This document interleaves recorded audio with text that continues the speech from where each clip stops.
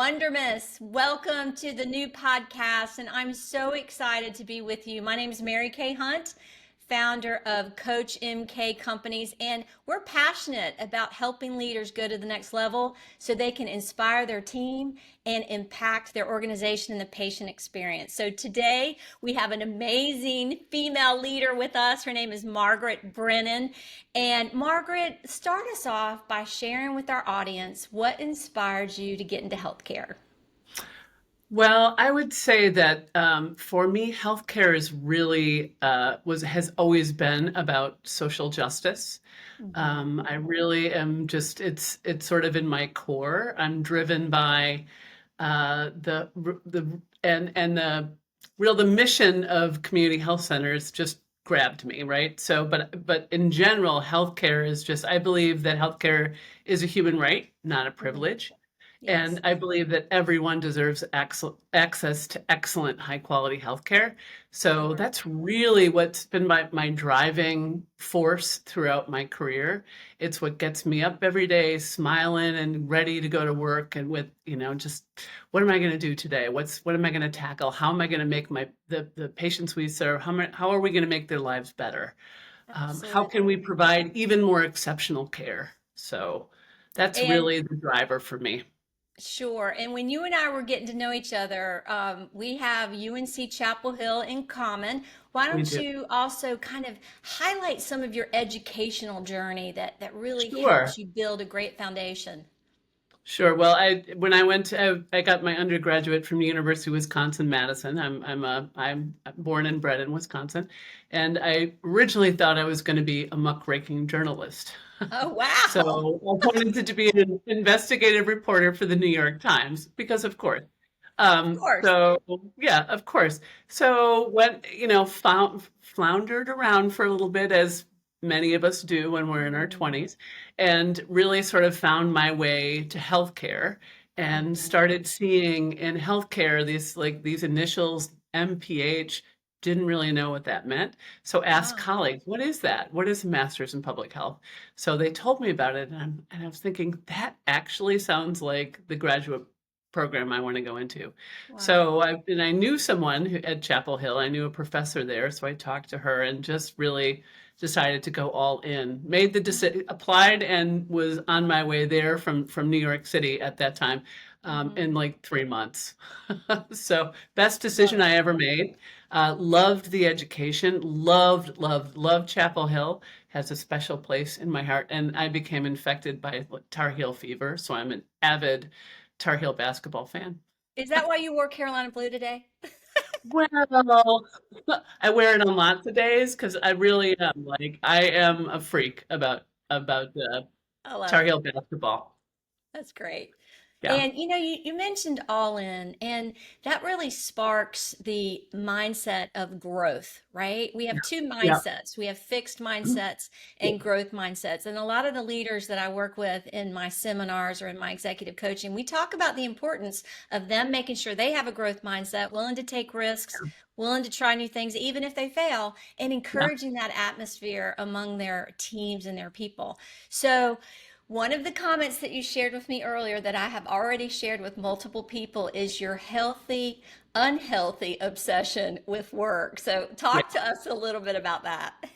Well, I mean, I really just love my job so much. Yeah. The best job I've ever had, the longest I've ever stayed anywhere. I'm really committed to this job, so it doesn't really feel like work sometimes. Oh, So if in the fall and winter on the weekends, I can be found sitting on my couch watching basketball, of course. And so, an email might come in from a colleague or somebody, and I'm just going to respond to it. Or yeah, just have to tweak this presentation to make it a little bit better, or I have a grant that's due. I want to look at it and make sure it's sure. the best product we can send to the funder. So that's what I mean about really having an unhealthy relationship, but it doesn't really feel unhealthy to me, again, Sure. because I'm so passionate about this work. I believe so deeply in the mission of what we're doing, Right. that it doesn't feel like work. It brings me lots of joy. Oh, I So, love that. Well, and yeah, speaking of mission, why don't you talk a little bit about the mission of your organization? sure. Sure. North Shore's mission is to provide exceptional healthcare to all. Hmm. And we do that by building healthy communities, Hmm. healthy and vibrant communities. So, what we Right. do is it's a very comprehensive model. It's primary care, but primary care plus, plus, plus, meaning there's, your family doctor or nurse practitioner, physician's assistant who sees patients throughout their life, right? That we Right. see from babies to elders, flu shots, sore throats, diabetes, hypertension, all of the things that primary care tries to take really good care of to prevent unnecessary hospital stays and emergency department utilization. But we also do, our patients are predominantly low income. Most of them, 90% of them, of our 14,000 patients are below 200% of federal poverty. So they're very, and a lot of them are very sick. They have multiple conditions. So we really go the extra mile in taking care of them. We help them to determine if they're eligible for any kind of public insurance, help them get enrolled in the insurance program. If they need a dentist, we have dental care on site at all of our Oh, practices. wow. We have behavioral health, so they can see a therapist or a psychiatrist. And we have a very robust program to help people with substance use disorders, whether it's opiates, alcohol. And we're very, very proud of the work that we're doing because Massachusetts really is one of the epicenters for the Hmm. opiate use epidemic. And we're very Hmm. proud that 10 years ago, we raised our hand to stand up and say, well, we want to take care of those folks. There weren't many places that Wow. they could go, and they weren't being well taken care of in many of the places that they went. So we Mhm. said, we're stepping in and stepping out. And that's why, the work is so close to my heart because that's what community health centers do. We take care of people who other practices may not be interested in taking care of, who are complicated, pretty sick, and we take excellent care of them. And so the substance use disorder work that we do is very near and dear to my heart. So it's Absolutely. really, yeah. And we also have two school-based health centers. So in the high schools Hmm. in Peabody and Salem, and then we provide therapists in the middle school in Salem and three of the elementary schools. So the kids can actually go on site when they're, at school, which is great. And their parents Wow. come oftentimes. Yeah. It's a great model. Absolutely. Well, and it made me think about how, we were doing a patient experience survey when I was serving at the hospital as director of patient experience and family experience. And what was interesting is, even the most educated patients had fear in the hospital. And the longer that they stayed in there, then the Yeah. less sleep they got, the more stress potentially that they would be under. So when you create an atmosphere, a culture, a climate where Yeah. people feel cared for and people feel listened to and understood, that's a gift in itself. So how have you built your culture of this organization, and what are some qualities and characteristics that you would Sure. say are really attributed to North Shore Community Health? So first and foremost, the patients are going to get exceptional care when the staff is getting, exceptional care and Mm. services, and feel very engaged to be part Hmm. of, the family that is North Shore Community Health. We just had a staff outing a couple weeks ago, and we asked people, "What's your why? Why are you here?" Oh, And that's excellent. every single person said that they were here for their community and for the patients that we serve. I got So it's that goosebumps when you said that. that makes a huge difference. When Yeah. patients walk in, we want them to feel the warm hug and support. That is the kind of care that we provide here. So it really starts with making sure that you're hiring the right people who are here for the right Hmm. reasons. This work is Mm. hard. It can be very challenging at times. So you have Sure. to be able to lean back and into mission. Because otherwise, I Hmm. mean, people could work lots of places and the jobs might be a little easier. They might get paid a little bit more. But Sure. the folks who work here, 99.9% of them are here for the mission. So it starts really with that. And then we really do our best to center and focus all the decisions that we make are on our patients. What do our patients Right. need? What are we hearing from Sure. them on the surveys that we're doing? But and our patients, because we're a federally qualified health center, 50, at Hmm. least 51% of our board members are patients of the health center. So they Oh, also every wow. I month, love yeah, that. yeah. So Well, every and month that we do reminds this. Yeah, go ahead. Yeah, well, that just reminds me when we instituted patient family experience teams and Yeah, we involved, different departments from the hospital, but also involved patients and our families. We'd have roundtable discussions once a month, and that was transformative in many ways because there were things that we heard that we didn't see on a 360 side. So having actual patients on your board, I would think yeah, that that has been a tremendous advantage and a breakthrough, not only to incredible. celebrate, but also to monitor performance and redirect if Exactly. something goes sideways. Exactly. Excellent. And our board is a governing board, so they make all the big Hmm. decisions for the health center. They Right. hire and fire the CEO. They oversee and approve an annual operating budget. They approve all of the major policy decisions for the health center. They Hmm. approve the programs that they do, the hours of operation. So we wanted to start a Right. pharmacy this spring, our own pharmacy. They approved that. So they're very involved in the big decisions of the health center. Where the Oh, staff will do the heavy lift in terms of what should we be doing, and let's make this recommendation to the board. But at the end of the day, they hmm. make the big decisions and we execute. Right.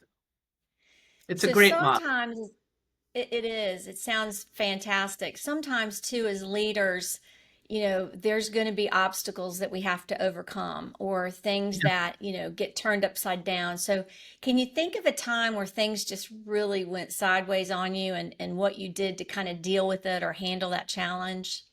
Absolutely. I think, well, I'll think of the big one, but it feels like it was so long ago, but so recent is COVID. Hmm. When all of a Mm. sudden we were forced to say, what do you mean we have to shut down? We have to shut down? How do we do that? So, we met as a leadership team and fully engaged the board in what we were going to do. And we were guided by the dual principle of patient and staff safety during COVID. And I went around to Right. all of the sites and I told all of the staff, this is what's coming. This is what we're going to do. This is going to be our focus. And Hmm. within 2 weeks of the state basically shutting down, we had 90% of our employees at home, working from home, doing visits, doing primary care visits, and continuing to do the work of taking care of our patients. We ran hard at telehealth during COVID, and we've stayed there because our Sure. patients really like it. In fact, Hmm. one of my big, hairy, audacious goals during COVID was what I want to do is provide concierge level care for our patients who are mostly Right. Medicaid patients, or that's what I want to do. And my chief medical officer was like, huh? I'm like, no, no, really. I think we can do this. So because we started then and we've continued to we'll do a visit in the middle of the night if it's warranted. So somebody doesn't just get a call back from somebody when you call in. If it's clinically indicated, you can get a visit at 2 a.m. I don't know many other my practice doesn't do that. I go to a private Wow. practice. So that's the kind of like we pivoted in that Hmm. moment where I felt like I don't know what we're going to do. I don't know how we're going to survive. And we made a very thoughtful and deliberate determination that this is what's going to be in the best interest of our patients. And it turned out great. So I would say When that, you mentioned Start with Why or the Why Factor, that's actually a book by Simon Sinek that I read last fall. That was powerful. But I'm curious, in this season of COVID, when you all had to make this dramatic shift, how did you get so much buy-in to the change initiative? What do you yeah. think was some dynamics that really helped with that? So we did a road show because we have sites in different locations. So I went around and Mm-hmm. I met with the staff in every single site. I told them Mm, what we were doing, why we were doing it, and our guiding principles. And hearing that love it. we were that we were focused on their safety and our patients' Mhm. safety, I think really sort of brought people in. And then we continued. Absolutely. we had staff meetings every Friday during COVID. Hmm. Every Friday we Okay. would meet as a staff. Like that Hmm. also helped to sort of cement the community and the commitment that we created during COVID. Sure. I think that went a long way too. Just people feeling, because, we were all at home and feeling pretty tired of looking at our significant other and or our children or pets, right? Like it was nice to have that moment where you were on a Zoom call with 150 people who I wasn't seeing regularly enough. I mean, I'm a people person. I really thrive on the energy that I Right. get from people. So it was really nice to have that time together. And our staff still talk about those meetings to this day. So really, it was like the Well, why, and starting it's with the why, and then bringing them in. absolutely. Well, and it's interesting because some organizations thrived during COVID, Yeah, some survived, and some disbanded and did yeah, not thrive. And I think yeah, a big part of that had to do with leadership. And it sounds yeah, like you were hands-on, you were with your people, right? yeah, And you found a way through technology to keep everybody together. Because yeah, when you feel isolated and disconnected, you can lose that team camaraderie too. So that's inspirational to me to hear that you were yeah, able to not only thrive but even encourage and yeah, support your team and your patient base at another level. So yeah. excellent. We were gonna get through it So together, right? We always like get through things yeah, together. It's the only way through it is together, right? So exactly. So sometimes I often think, about learning lessons, and I know my children don't like it when I say, well, let's use this as a learning lesson. But when you think Are they about talking your to my your children? Yes, exactly. Probably. But I can think of like several leadership learning lessons that I Yes, had, and especially yes, as a female too, because yes, it's inspiring to see so many more females in executive roles in healthcare. Because when I yeah. started 23 years ago at it's a society called the National Society of Certified Healthcare Business Consultants, there were three women. I was the third woman that had joined, and we Wow. just had our conference in Savannah a few weeks ago. And I would say 40% of our group now is women. And so, speak to that of if you were going to give some encouragement to some young females on following a path of leadership, what would you say to them? I would say, first and foremost, don't expect to be the smartest person in the room, and don't expect to have all the answers. You really have to you hire good, smart people and then let them do their jobs. And Excellent. take slow down and take your time. Don't make Mm, decisions quickly because you may mm, you may not know the full story. So it's an right. expression I love is go slow to move fast. It's just Oh, I nice. really yeah, I really like that was one of my former chief medical officer's favorite expressions. He would tell it to me all the time. Go slow down, and you're not Yeah. yet also as part of that, you're not leading if nobody's following you. So you could be off like a rocket Yes. doing and saying, making all kinds of decisions, but if there's nobody behind you, you're not really leading. So you Yeah. need to make sure that you're bringing your team along, right? And you do that by fully engaging folks and sharing your power. I don't believe in, Hmm. like that I know everything and I'm the be all and end all and I'm going to make all the decisions solely. You hire good, smart Sure. people who are experts in their field, and then then you share power. You come to decisions through consensus together. That's the best way to Sure. lead. And those are the best decisions that you make too. The worst ones are the Hmm. ones that I made, solely because I thought I was really smart. And I made a quick assessment of something. Right. Oops. Lots of Yeah. those, And for sure. well, and it's interesting. Yeah.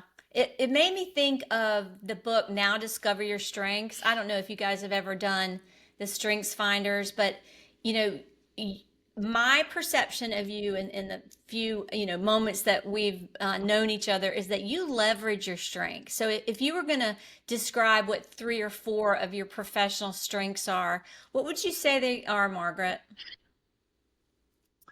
I would say, honesty is one of them. I mean, people will always know where I stand. I really Hmm. cannot.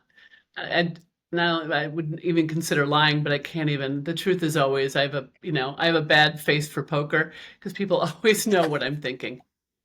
And then I'll tell you, and they'll tell you. So I always will tell you. Yeah.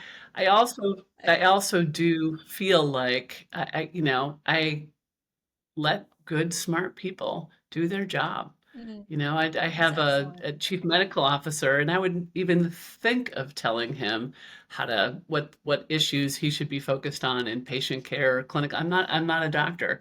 I'm not a clinician. Hmm. So I'm going to stay way out of his lane. And that's the way it really Yeah. should be.